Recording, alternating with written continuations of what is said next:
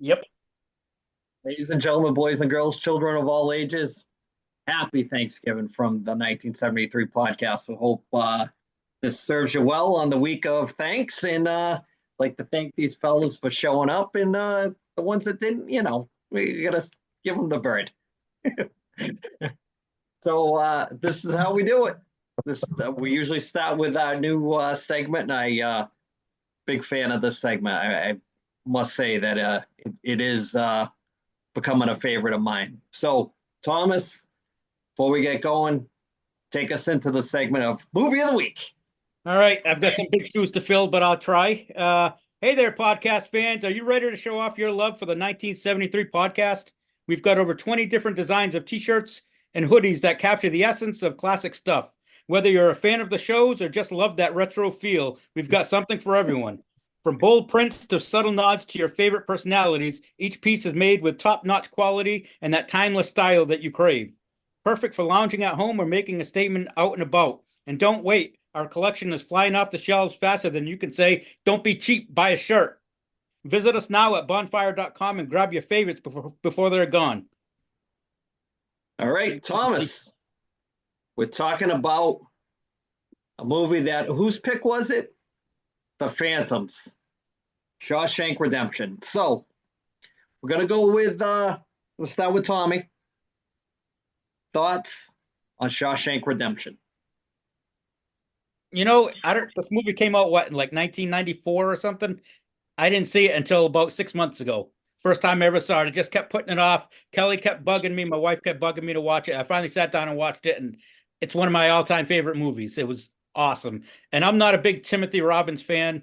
He was really good in it. Morgan Freeman, I thought, was excellent. His narration in it really gave the movie some soul with his iconic voice.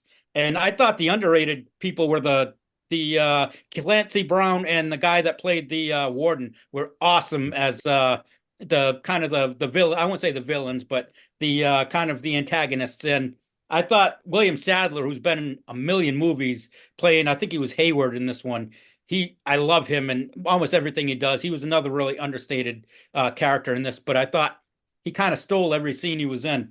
But I really thought the uh, the whole script was awesome. I mean, it's just a movie that is timeless, and we always talk about if it has little sayings and stuff that you can say. Well, our man Ray, I believe it's Ray, has the tattoo. What is it? Get busy. What is it again, Andy? Get busy living or get busy dying. Yeah. So that I mean that's we say that all the time. So my rating, I'm going with a 9.2. Very good, Thomas. Very good. So let me weigh in before we go to the Phantom and Brad because Brad's got some notes. That's why we love him. Ooh. So let me tell you, I'm gonna give you the scores from the guys that could not attend this weekly pageant, I should say. Ray gave it a solid 10, rookie score.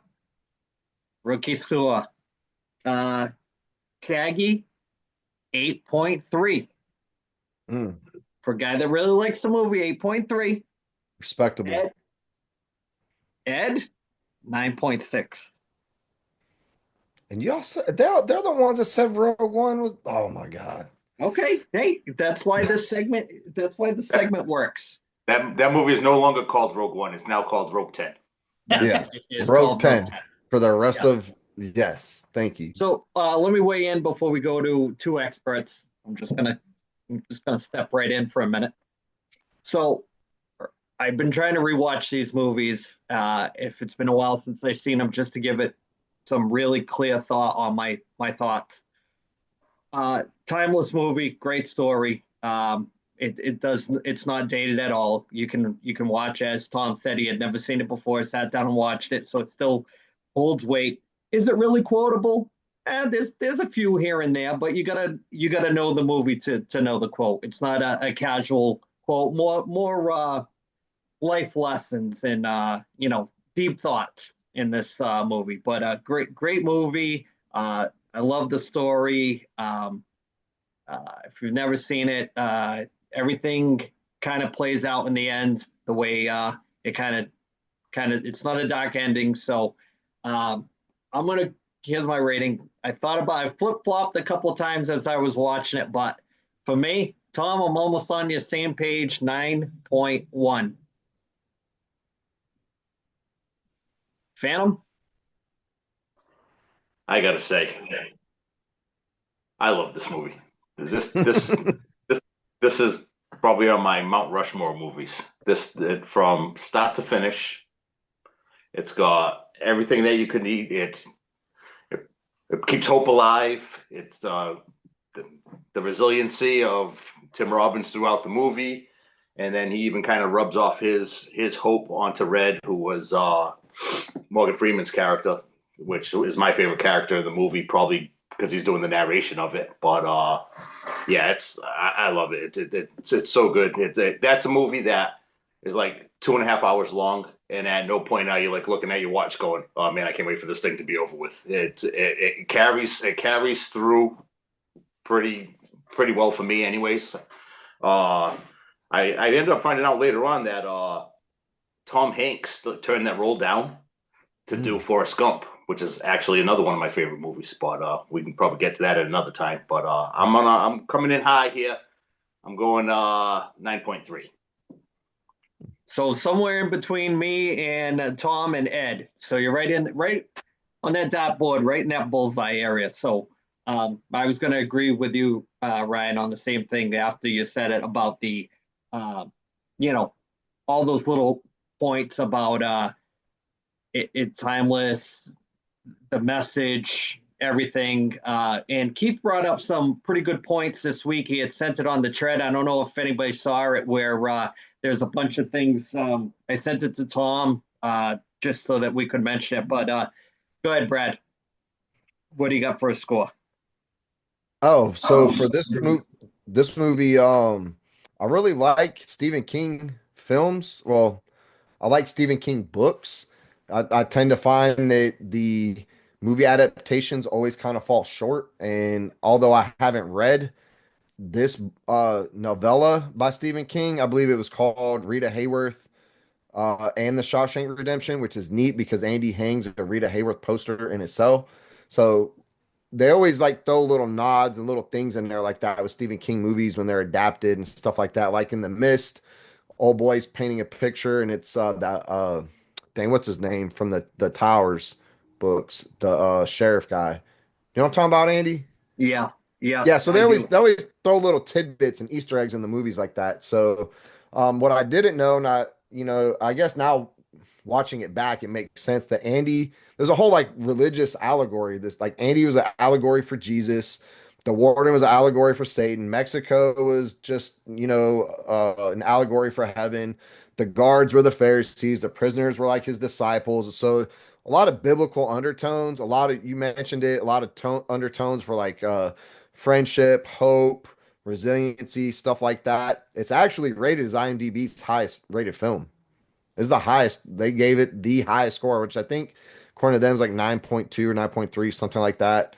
Um, my biggest issue with it is too long. I like that. I'm not a fan of super long movies. I'm a fan of 90-minute movies. Get in, get out.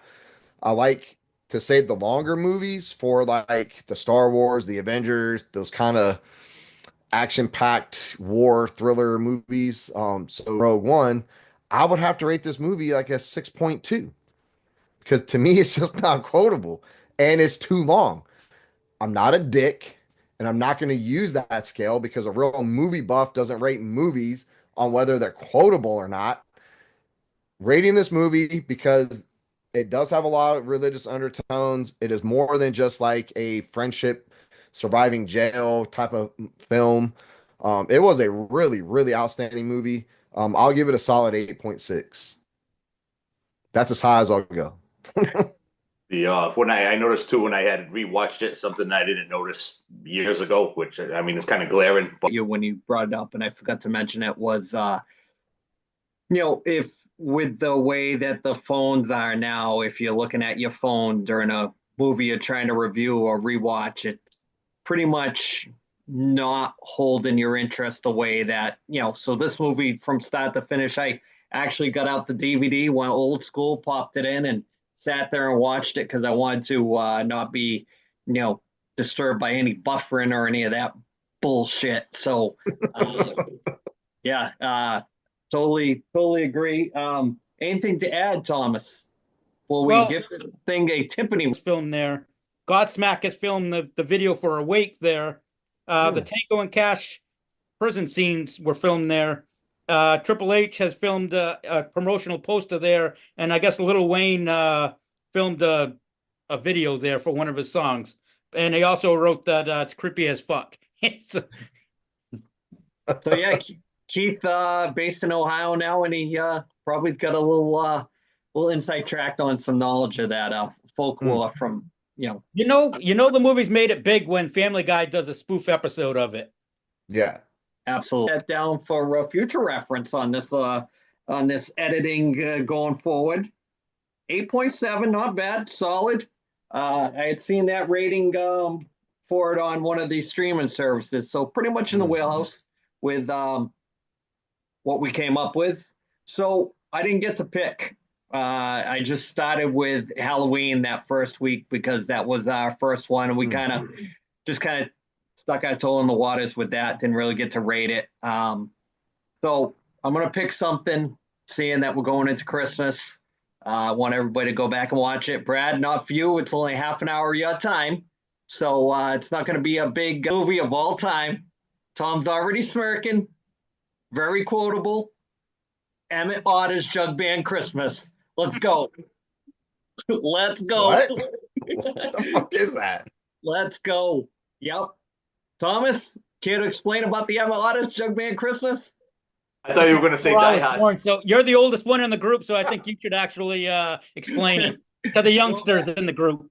Came out in 1977. The infancies of HBO was a Christmas movie that Jim Henson put together with with a bunch of Muppet characters that they've never used again. It's like a cult classic. They've made children's books about it. And give it a half an hour. We're going to come up with a good review of that next week, especially when one of Ed's favorites too. We watched that many a time at my house back in the day.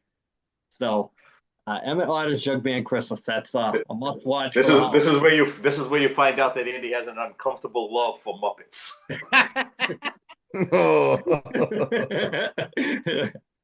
Sesame Street. Here we go. Let's go. Do you or do you not have the feeling like WWE got caught up just in, I don't know, leading up to Bad Blood or something? I don't know. It's like they forgot Survivor Series was coming. And they were like, oh shit, we gotta slap together a 5v5 women's match with a bunch of people who aren't related, intertwined, or connected.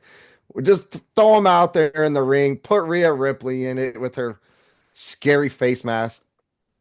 Still hot. I don't care. Still muscle mommy with the stupid mask on and everything.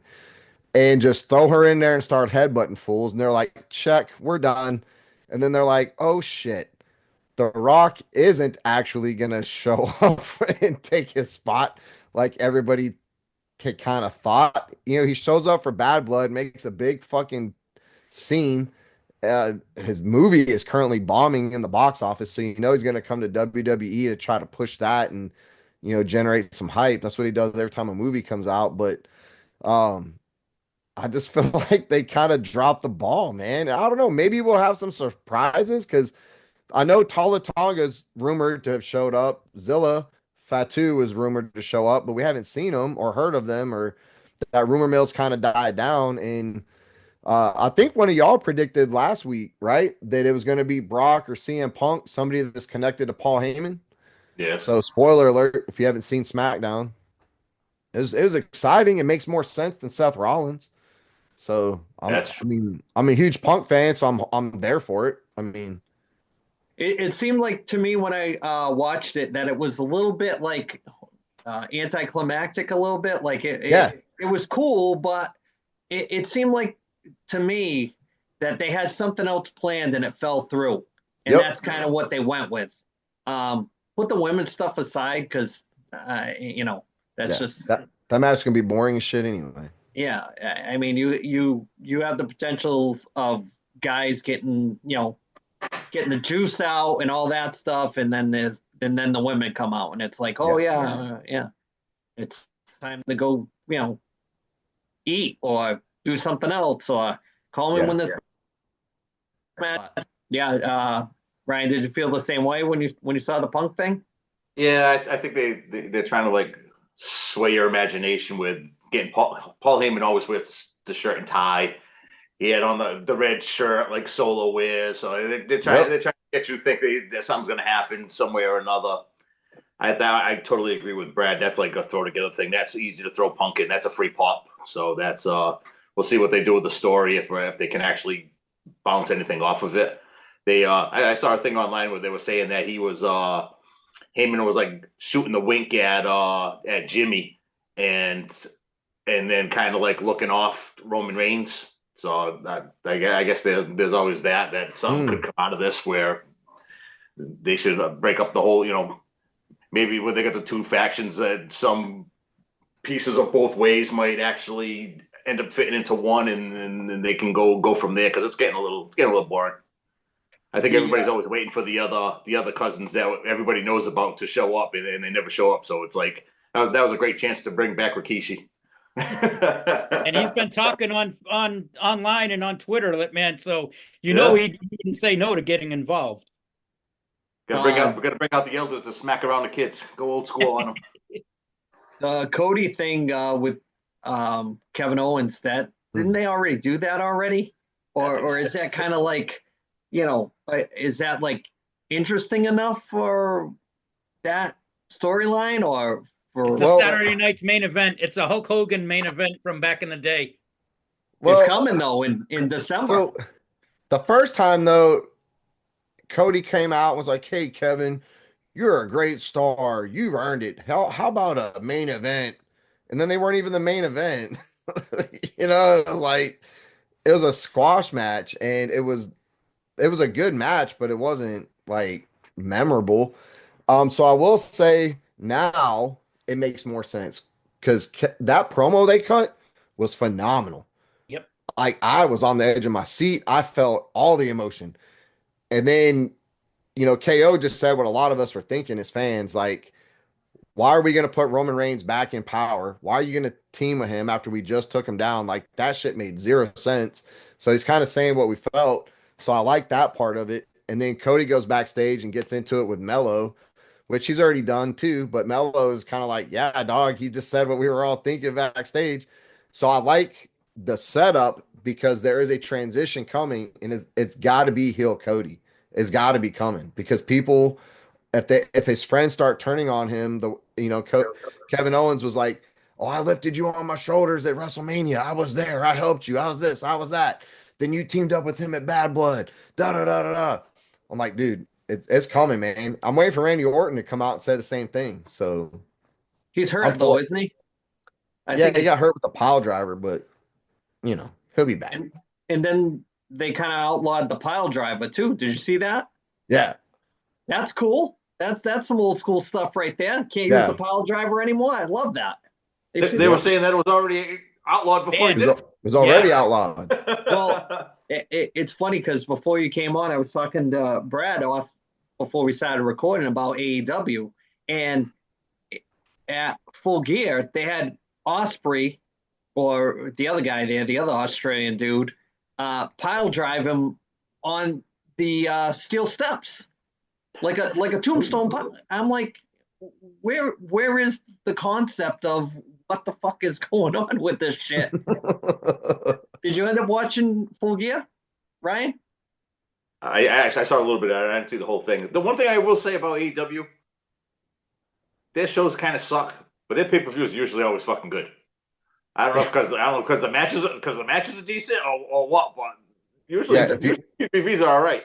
if you have 6 hours to kill, Yeah. Yeah. Not with the Costco guys though. no. They brought in Could have watched Shawshank 3 times in the time to watch the one pay-per-view. yeah. I don't have the attention span for that. We're learning a lot about you, Brad. They brought in the Rizzler, like the kid, into AEW. I'm like, how corny can we get for just to get viewership and ratings? You take a really hot, popular social media personality just and put them on your show. I mean, WWE did it with Logan Paul, but it actually kind of worked.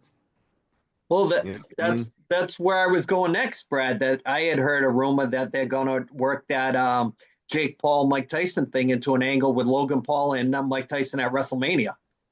Did you notice this week on, I think it was SmackDown, the Prime logo was back in the ring. It was back, Oh, and they hadn't had it in a few weeks. So I don't know if that's just a thing, the sign of things to come or not. So, do you think before we move on to the watch along, do you think that Brock Lesnar is done, or do you think he'll be back? I don't think he's not with this. I think he's done. Yeah, I think since they got bought out by the guys from UFC, I don't think they're bringing him back. they don't want that heat. It's with this investigation going to the feds, they don't want that heat. All right. Well, we're gonna try something new for where the wrestling's a little stale right now. I've been wanting to try to do this watch along with the fellas, especially Brad, with some of the old school stuff. Some old school Georgia Championship Wrestling from old school TBS.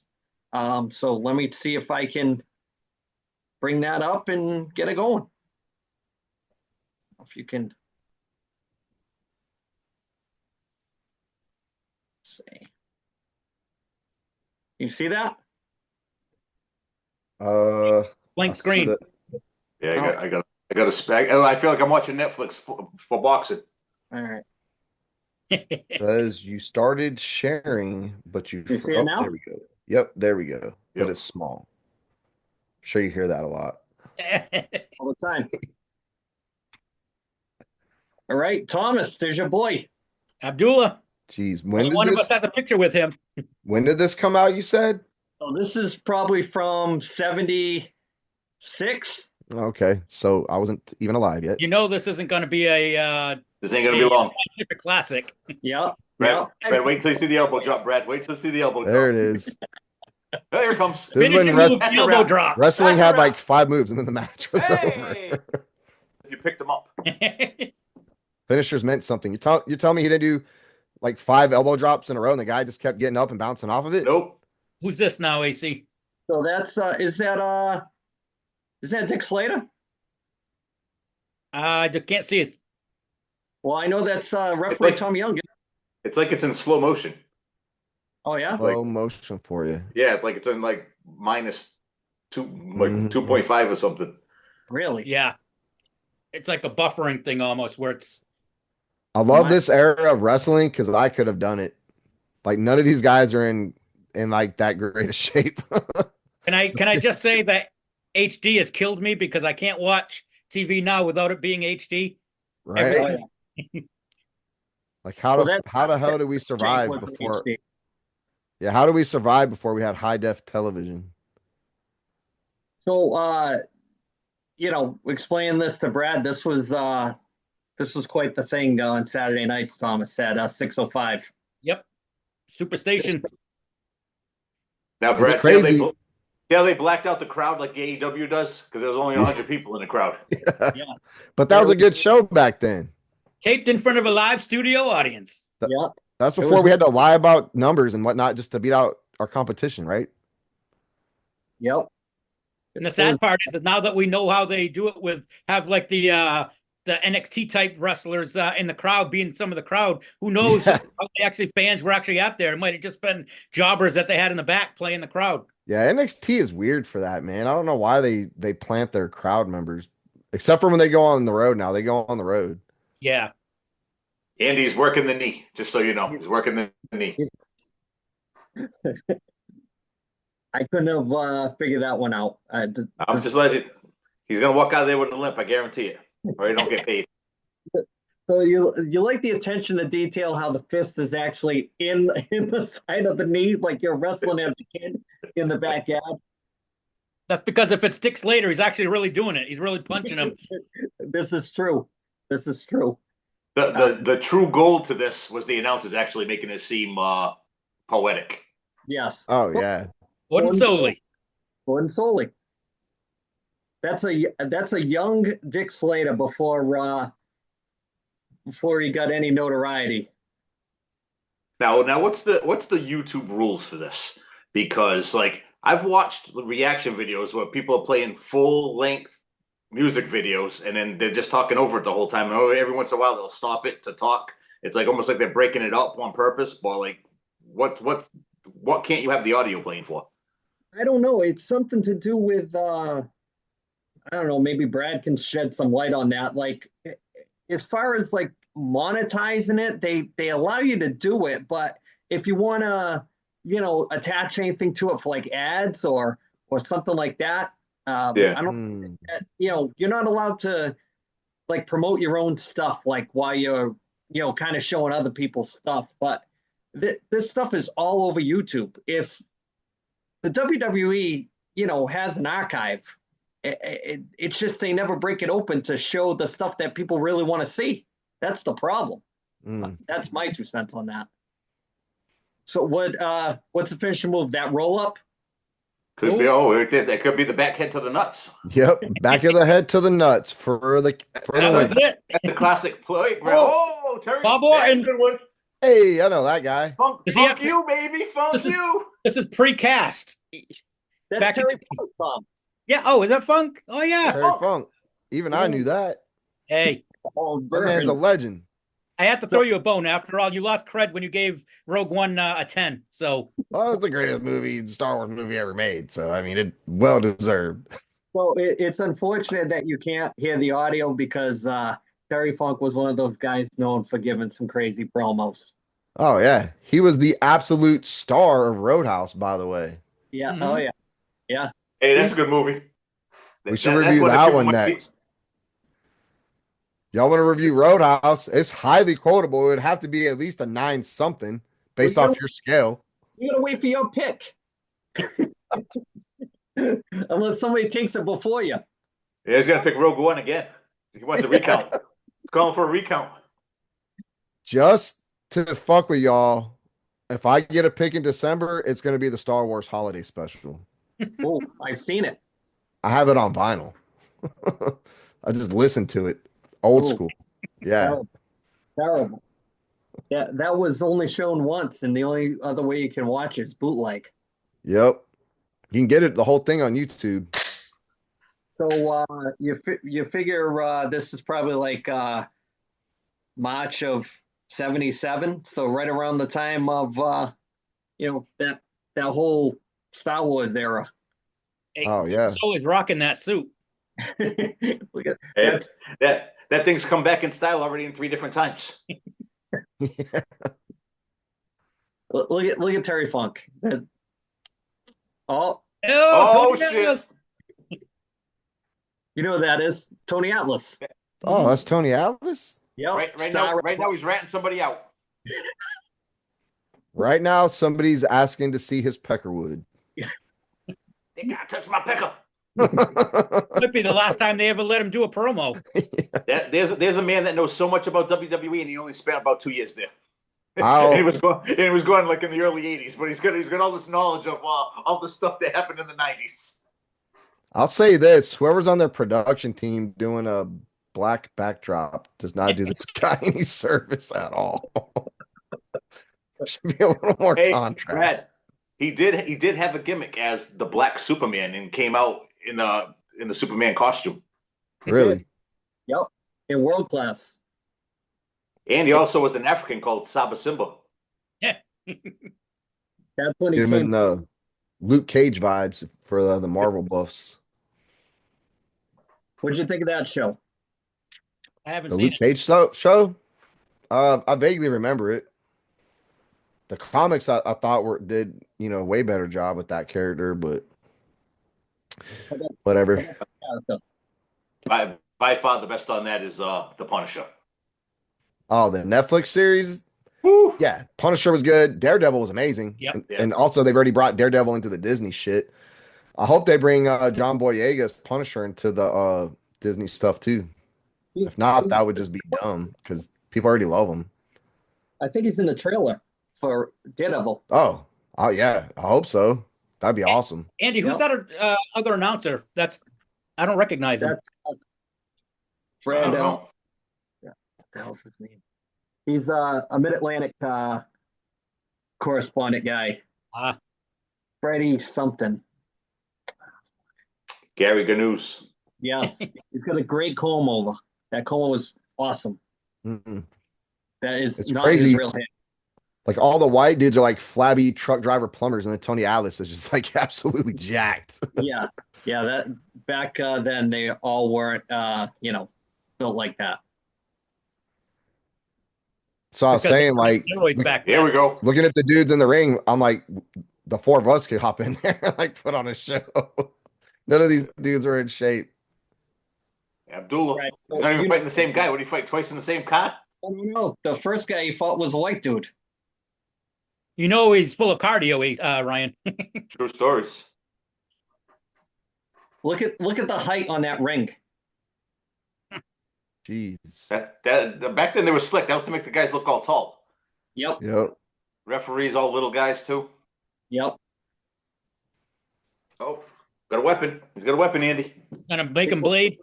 People were actually, scared of him. He doesn't do much. Like the opponent just rolls around the ring and then it makes him look like he did something. He never The- stayed in one place that long.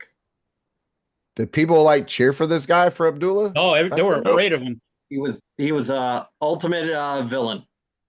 Okay. He always had a manager, so he never spoke. Really. Yep. Tactic that they still try to use today. He was known for pulling out the foreign objects. Making dudes bleed.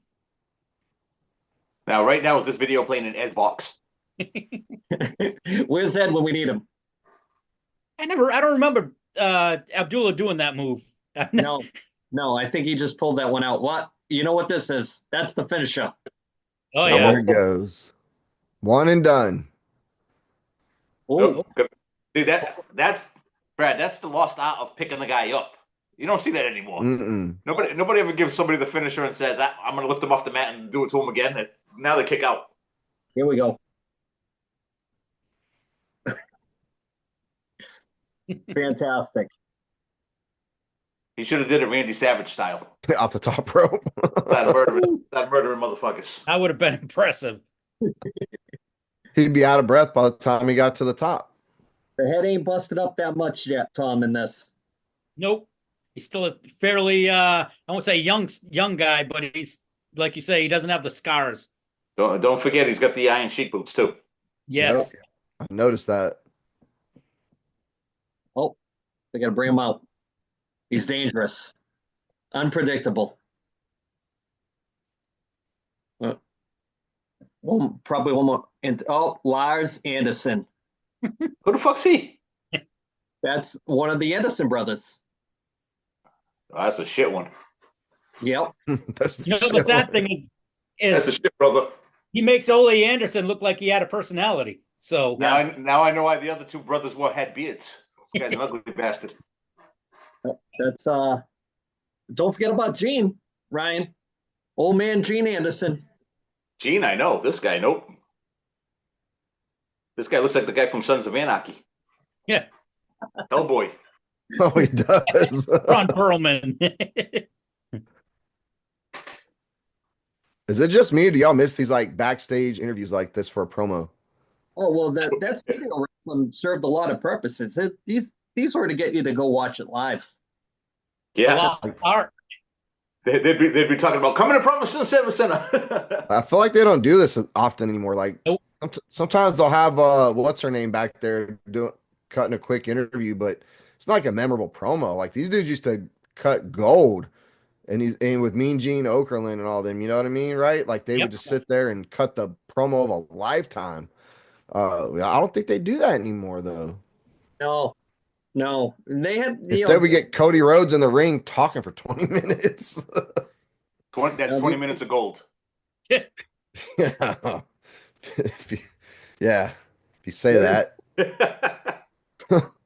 possibly the greatest announcer of all time. Who's that? Guy holding the microphone. Oh, Oh, that's it. That's it for this week. Thin Blue Line. All right. That's Good our stuff. first trip into the watch along with Georgia Championship Wrestling. So let's wrap up the wrestling talk for this week and get into some Tom's shitty picks. Let's go, Thomas. Before you do that, you want to talk about Jim Montgomery? Yeah, oh yeah, we can do that. Yeah, thoughts on the Bruins firing 3 Jack Adams Award winners in a row? What do you Crazy. Horrible. Bruins Nation? And all 3 of them, after their firing, none of them made it to 8 days following. They got fired, and all 3 of them got hired within 8 days. Yep. Which is kind of crazy. And It's one ridiculous. Stanley Cups too. Jim Montgomery was 120 and 41 and 120, 41 and 23 while he was with the Bees, and they fired him. I mean, it's ridiculous. They got to get rid of Sweeney. I mean, as he's gotten a little better recently, but he doesn't do him any favors with his drafts. His drafts have been horrible. I think he's only had, out of all the draft picks he's done since he was there, I think he got there in 2017. There's only been like 28 guys that he's drafted have made the NHL, and like I'd say 3 or 4 of them never played with the Bees. They actually made it with other teams. Well, you figure he botched the Sway negotiations. Whether you think he deserved the money or not, it shouldn't have gone almost to the start of the season. It should have been already resolved in the summer. And then once you get past that, he added Lindholm and Zadorov. Neither one has done shit. So his investment in the tender and what he was going to add to the team to improve it has not gone well. I mean, I think they've always, last 2 years, even though they had that one historical year, have kind of been playing a little bit over their head, where I kind of feel like they should kind of be on the decline. And I think as hard as it would be, my team had to do it with Kane. Andy's team did it with Giroux. You can't have, in this modern cap era, Bergeron, Rask, Krejci, Chara to a point, even though he didn't retire a Bruin, they let him stay playing there until he was already useless. So they never got anything for him. You can't continue to retool if you let your players play out their whole careers. I mean, it looks great on paper where he's like, they were always their lifetime Bruins, but you gotta flip those guys for younger guys at some point, or eventually you're gonna be like my Blackhawks, and the bottom's gonna fall out, and you got nothing when you had one of the best teams in the league. Pittsburgh too, right now. Well, Pittsburgh's going through it. you're talking about Pittsburgh. The rumor is that the Bruins kind of have a backdoor deal with Mike Sullivan to become the head coach, when I guess he's supposed to get fired within the next week or two. And they're kind of saying in the backdoor meetings he's going to end up taking over for the Bees. Crazy. Yeah, I was kind of surprised that Monty ended up going to a bad team like the Blues. Yeah. I thought he would kind of hold out to go somewhere better, but if you look back on it, when he had his little rehabilitation thing, the Blues were the first one to give him an opportunity after he was done. So maybe he owes him one, or I think that's probably maybe feels a little more comfortable going back there after the way that the Bruins treated him. Yeah. Brad, you can't be leaving during the fucking hockey. We try to segue the sports stuff all in together. So real quick before we move on to Tom's shitty picks, Chuck Woolery, legend of the Gen Xers, and maybe a little bit before that, passed away. Thomas, thoughts on Chuck Woolery? I always remembered him growing up from Love Connection, because my mother would always watch that. I didn't realize he was the first host of Wheel of Fortune. I never realized that. He was. Yep. He was. Yeah, not a big tenure, but yeah. So another memorable TV face has come and gone. So he had some good plastic surgeons, because he did not look 83 years old. Brad's illuminated right now. Brad is the whitest white man I've ever seen. That was crazy. It's funny that you said that, Tom. My mother, too, also a big fan of the Love Connection. Yep. No. I come from school, and my mother would be watching it. 2 minutes and 2 seconds might be a little bit too long to cover Chuck Woolery.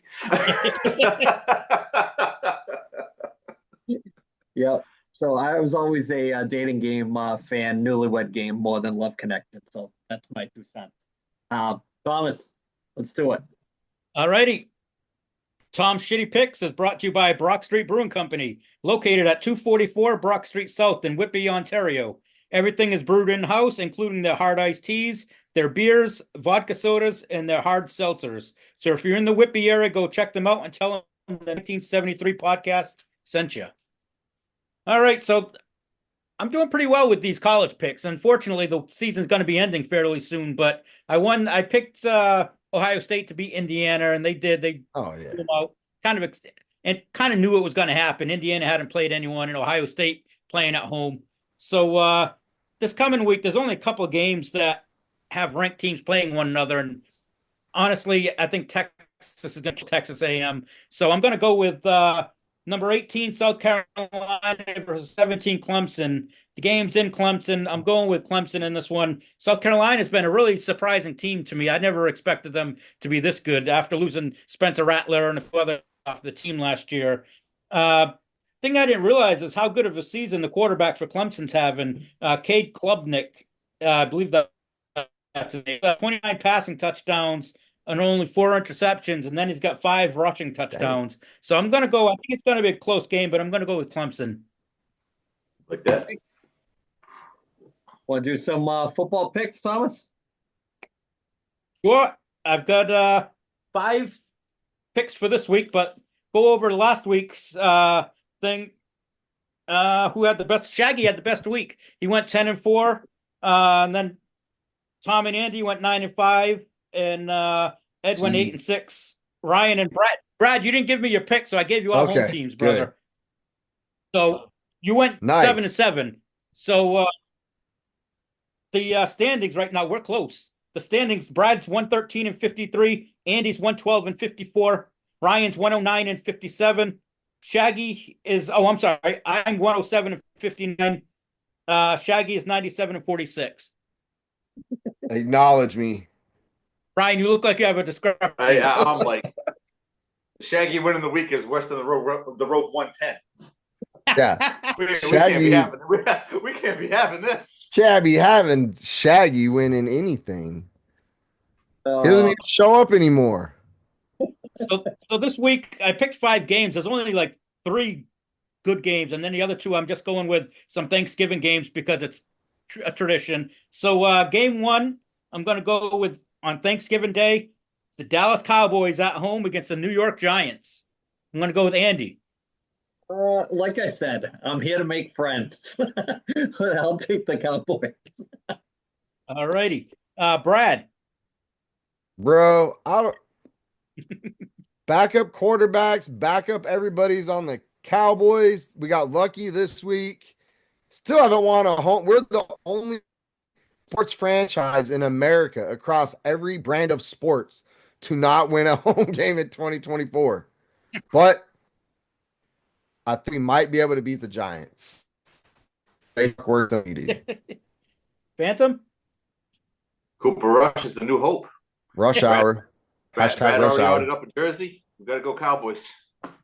Yeah, I have no faith in Tommy DeVito. I think he did any. Yeah. Did you see Baker Mayfield doing that today after he scored? He did it. My man Baker.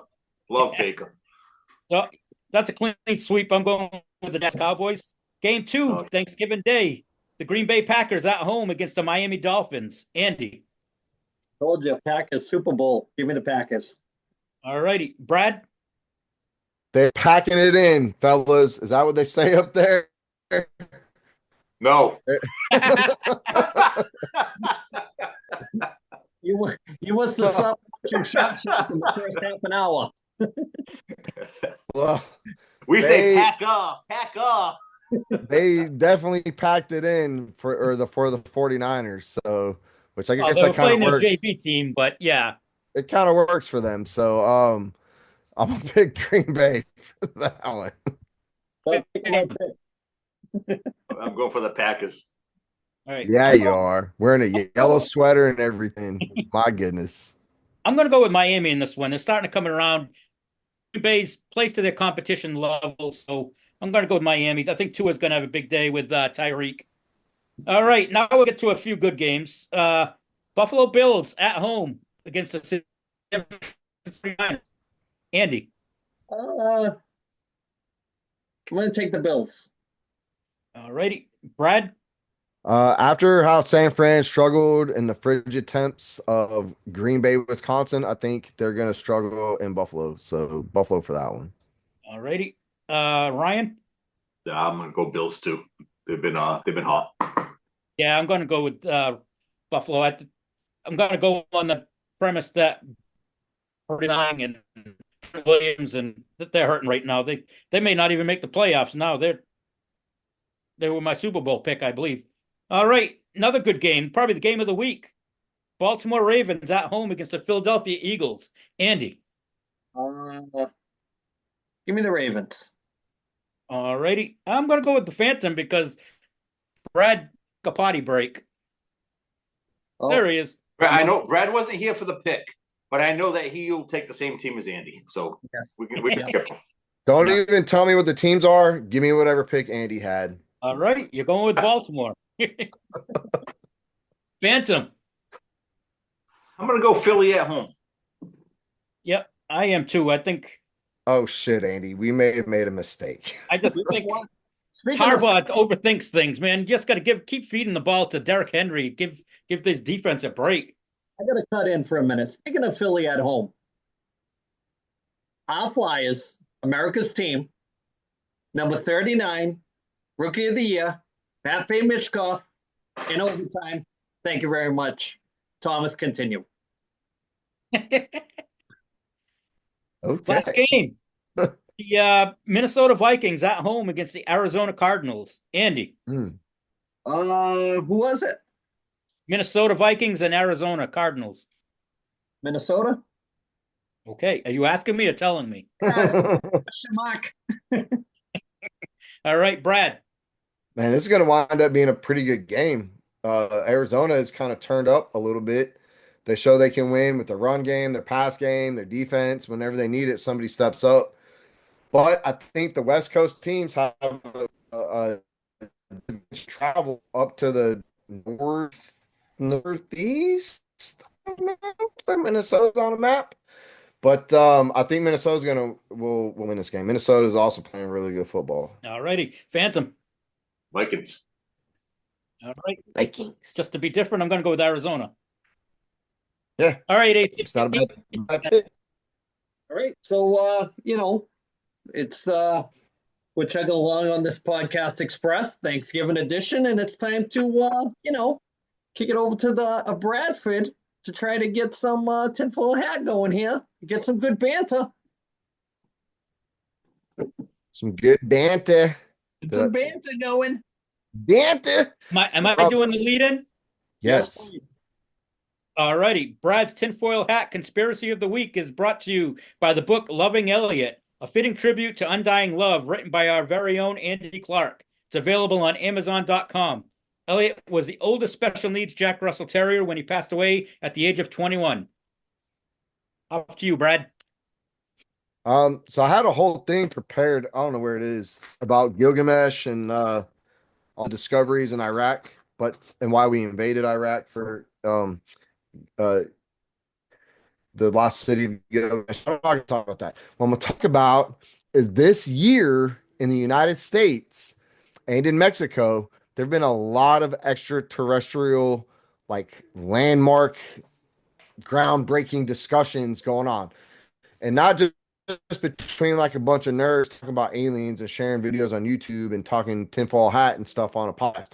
I'm talking about the U.S. government having congressional hearings and actually admitting to having organic matter, admitting to having, vehicles, unidentified aerial, what do they call them? UAPs, unidentified aerial phenomenons.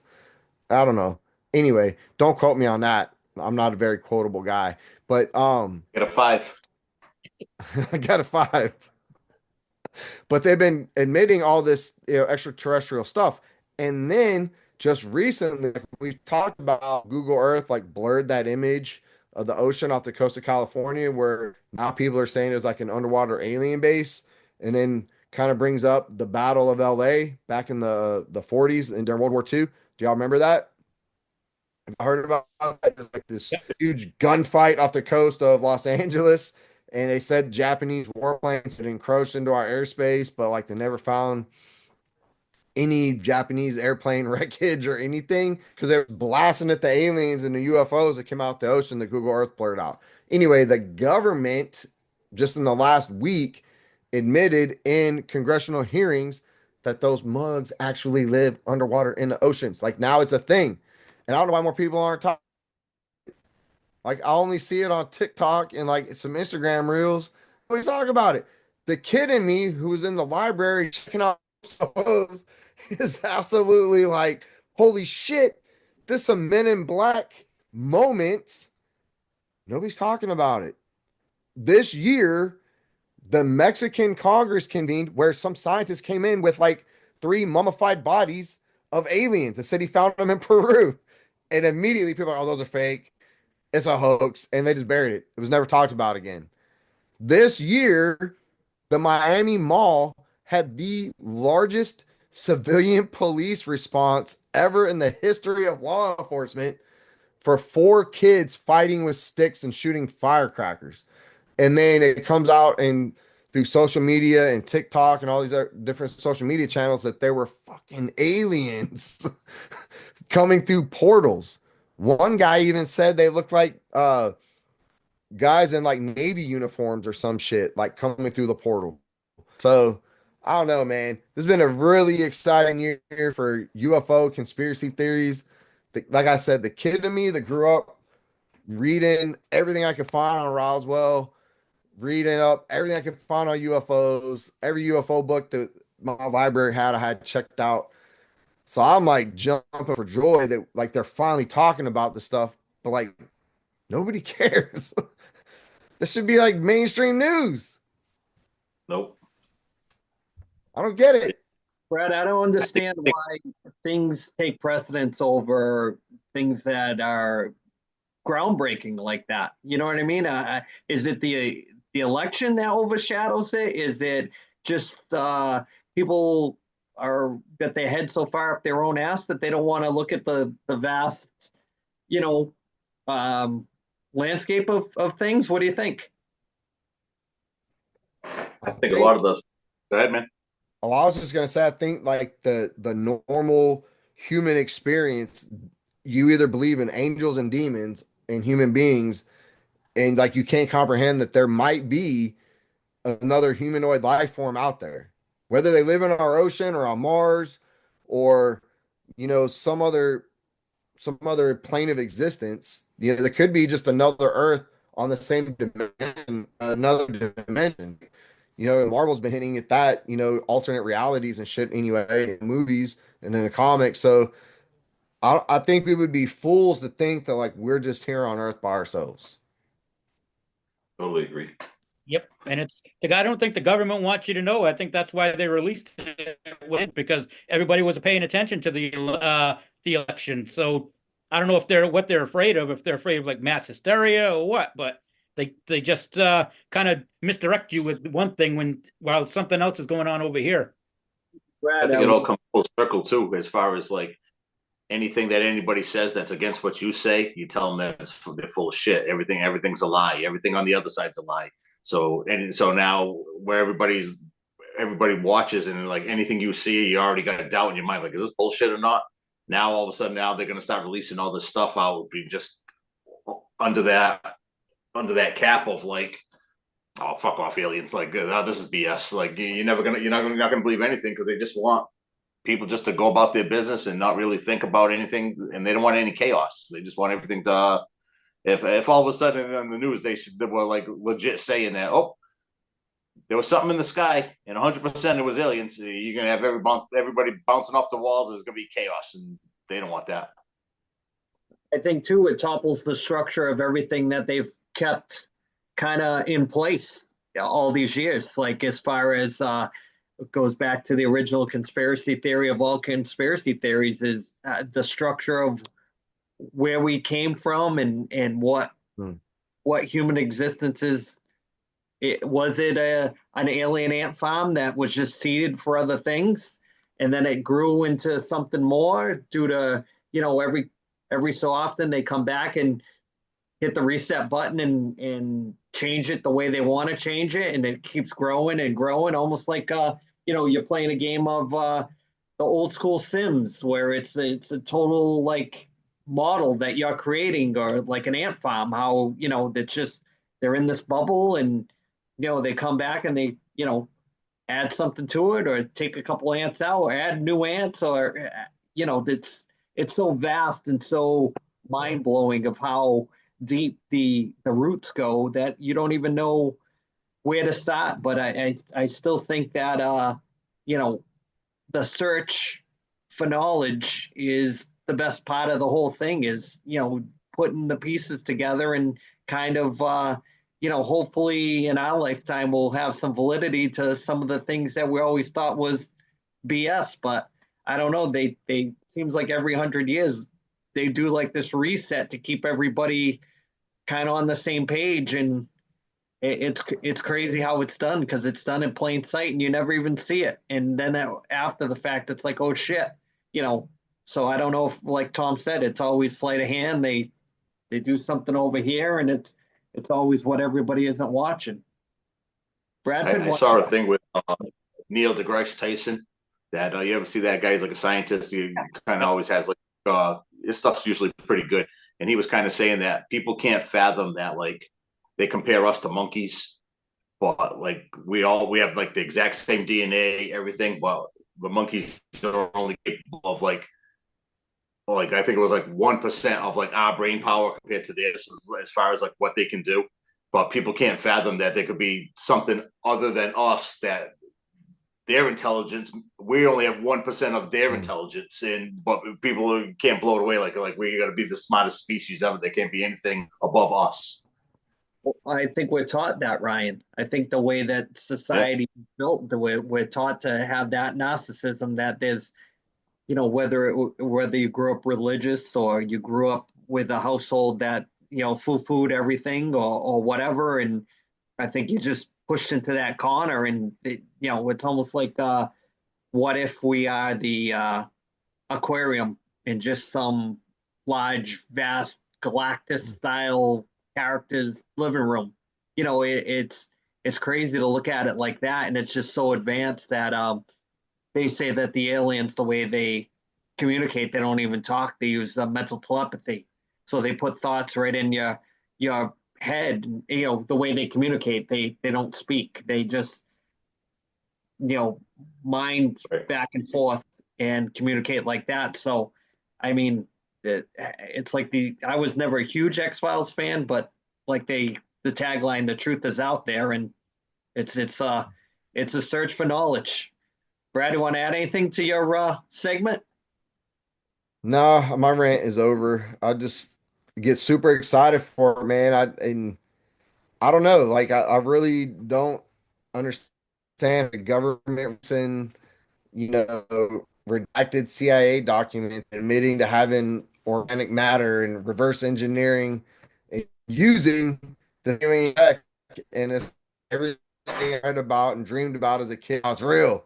I've been waiting for this day, and it's weird to me that it's not on the ticker across my TV and like breaking news everywhere. Like it's weird. No, and Like our society is so fucked because we're so obsessed with sports stars and celebrities and politics that we don't even give a shit when the government admits to having aliens.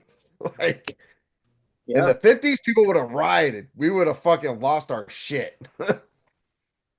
Another good movie to review, Mars Attacks, one day. Yes. We'll get to that. That's a good one. Yeah. So anything you want to add at the end, Thomas, to point counterpoint with Bradford? Well, counterpoint. I'm totally on board with what he just said.